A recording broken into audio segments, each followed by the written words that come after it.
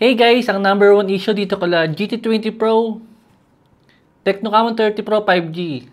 Saka dito sa may bagong labas na Infinix Zero 40 5G, malalakas ang tatlong smartphone na yan guys. Ang problema lang, sa sobrang lakas ng mga processor nila, sobrang lakas din po nilang mag-init sa mga games. Maglaro lang tayo ng isang Warzone Mobile sa kanila, kaya asahan mo guys, napakaintagad ng smartphone natin. At imagine kung ilang oras tayo maglalaro sa mga smartphone na yan, ng araw-araw at oras-oras. Ewan ko lang kung magtatagal niya ng ilang taon. Para sa everyday na gaming, lalo-lalo kung hardcore gamer tayo dyan, sa non-stop gaming pa. Lalo pa ngayon, at nauuso pa ang bypass charging. Itong tatlong smartphone ni Transsion ngayon, susubukan natin ang benchmark test nila. Laban dito guys, sa may mystery smartphone natin. Actually, kilala nyo na to. At itong apat na smartphone na yan guys, kasama nga ito.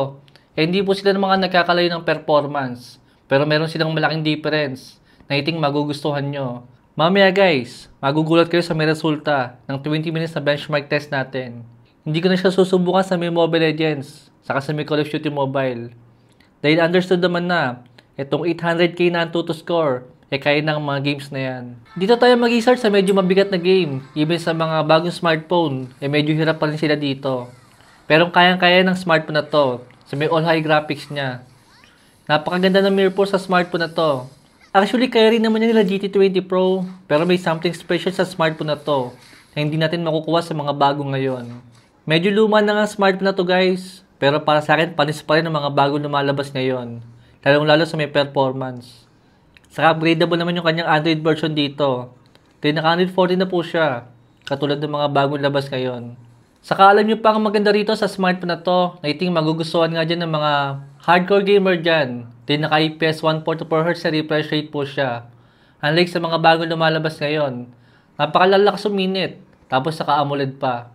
Kaya sana natin baka hindi yan magtagal, kaya magkaroon po agad sila ng AMOLED burn, kung babad nga po tayo maglalaro. Kaya dito sa may IPS na display, magbabad man tayo maglaro, hindi po tayo kakabahan na magkaroon ng AMOLED burn. Isa to sa pinaka-boring na smartphone para sa akin na lumabas ka nitong mga nakaraang taon.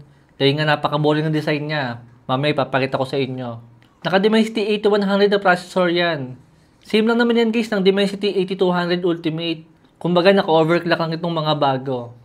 Pero ito yung gameplay natin sa may solo leveling. Napaka-smooth niya at napaka-stable sa napakataas na graphics. At naka-dual speaker din yan. First time ko lang malaro ang game na yan. Titing okay din pala to guys. Parang nanonood lang ako dahil kusa siyang gumagalaw. Sa ibang specs ng smartphone na yan is meron siyang 5000 mAh battery with 67 watts sa charger. Ito na guys yung resulta ng benchmark test natin. Dito kay GT20 Pro, isinabot po siya ng 48 degrees Celsius sa may temperature niya. Yan, GT20 Pro. At dito kay 040 5G, 49 degrees Celsius din siya guys. Medyo mainit din siya. At itong kay Tecno Camon 30 Pro is 49 degrees Celsius din po siya guys. Napakainit niyan. Benchmark test pa lang yung tinetesting natin. How much more guys kung magte-testing tayo ng mas mabibigat na games dito. Like ng Warzone Mobile or ng Genshin Impact. How much more guys? Sigurado mas mag-iinit ang smartphone natin. Para maniwala kayo guys na hindi sila nagkakalayo ng performance, ito yung mga to score nila. Syempre mas mataas itong mga bago dahil naka-overclock nga sila. Ang kaso guys, napakalalakas nga uminit. Dahil yung 48 to 49 degrees Celsius ng tatlong smartphone na to, dito po sa smartphone nating isa, isinabot lang po siya ng 44 degrees Celsius. Actually guys, kilala nyo naman ang smartphone na to. At syempre, malalaman nyo ulit yan kung sino yan. At sa paglipas ng panahon guys, lalo nagiging sulit ang smartphone na to para sa akin. Kilala nyo na ang smartphone na to, itong si Poco X4 GT. Napaka-boring design ng smartphone na yan. Napaka-plain lang niya, pero mas malamig siya compare sa mga bagong labas ngayon. Napakaganda na ng mga bagong labas sa mga smartphone ngayon na merong AMOLED display. Ang kaso nga lang, napakalakas uminit. Unless case, every time na maglalaro tayo, dapat naka-fan cooler tayo para makapaglaro tayo ng matagalan talaga. Saka walang bypass charging dito si Poco at meron nga sila Infinix. Ang kaso guys, gagamitin mo ang bypass charging kung maglalaro nga tayo ng literal na addict mode na mahina sigurado ang 3 hours. At kung malolobat pa yung smartphone natin, syempre para saan pa ang bypass mode?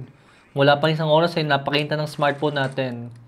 Unless talaga naka-aircon tayo or naka-fan cooler para mas maging consistent ang performance ng smartphone natin. Pero syempre hindi naman perfect ang smartphone na yan dahil nga medyo luma na siya. At meron mga nakulangan pa rin ako sa smartphone na to. Unang-una dyan guys is wala po siyang SD card slot. Tapos napakalit na ng kanyang storage na merong 128 lang. Pero nga ngayon is naglalabasan na is minimum na po ang 256. Pero syempre kung sakali mo na makakahanap kayo ng smartphone na to, mas okay na makakuha natin sa mas mataas na storage para mas malagyan po natin ng mas maraming games. Pero kung di ka naman guys hardcore gamer at meron ka lang nilalaro na 2 to 3 games na pinupukusan, I think okay naman ang 128 na storage dito. Dahil naka-gigram din naman siya. Sa kasubukan ng panahon yan guys, yung si Poco X4 GT. Never po siya nagkaroon ng deadboot at never siya nagkaroon ng kahit anong issue. Napaka-smooth niya, parang brand new pa rin ang performance. Or even dito sa may physical design niya, still parang hindi po siya naluma. Sadya napag-iunan lang guys yung kanyang design dahil masyado nga po siyang plain. Pero sa performance niya, siguradong lamang pa rin ang smartphone na to compare sa mga bagong labas ngayon. Saka bala ko nga rin palagi si ibenta yung smartphone niya kung interesado po kayo. Mag-comment na lang po kayo dyan at ilalagay ko yung Facebook page ko dyan sa may comment section para makita nyo. Bala ko siyang ibenta guys ng 9,000 kasama na shipping fee. Thanks for watching.